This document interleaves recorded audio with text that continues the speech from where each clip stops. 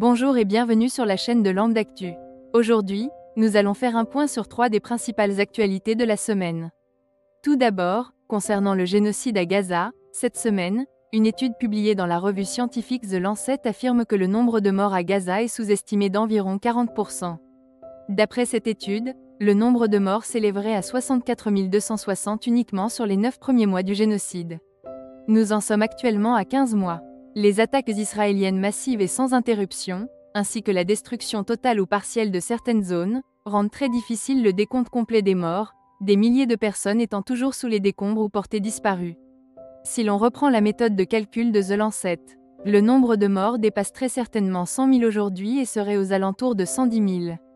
Il nous faut aussi prendre en compte que les morts indirectes, liées à la maladie, au manque de soins, de nourriture, et autres, ne sont pas pris en compte dans les calculs.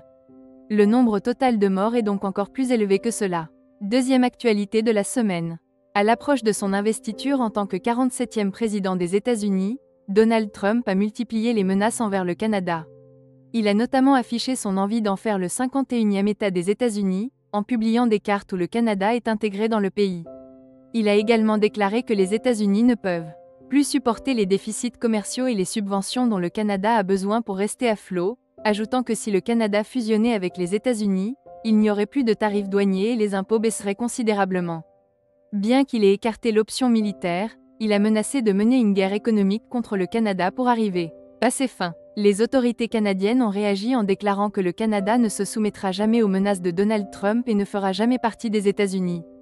De plus, Donald Trump a également menacé d'annexer le Groenland ainsi que le canal de Panama. Cette fois, il n'a pas écarté l'option militaire. Troisième et dernière actualité de la semaine, cette fois concernant les incendies massifs qui ont dévasté Los Angeles, et dont certains sont toujours en cours.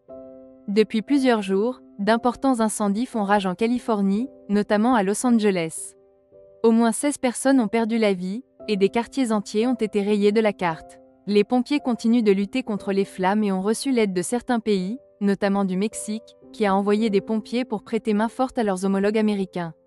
À noter que de nombreuses personnes ayant perdu leur maison ne seront pas indemnisées, car en 2024, de nombreuses compagnies d'assurance ont mis fin à la couverture de plusieurs dizaines de milliers de maisons en Californie. De nombreuses habitations, notamment dans le quartier de Pacific Palisades, l'une des zones les plus touchées par les incendies, ont vu leur couverture incendie résiliée il y a seulement quelques mois. Merci d'avoir suivi cette vidéo. N'hésitez pas à suivre cette chaîne et nos autres réseaux pour plus d'actualités françaises et internationales. À bientôt!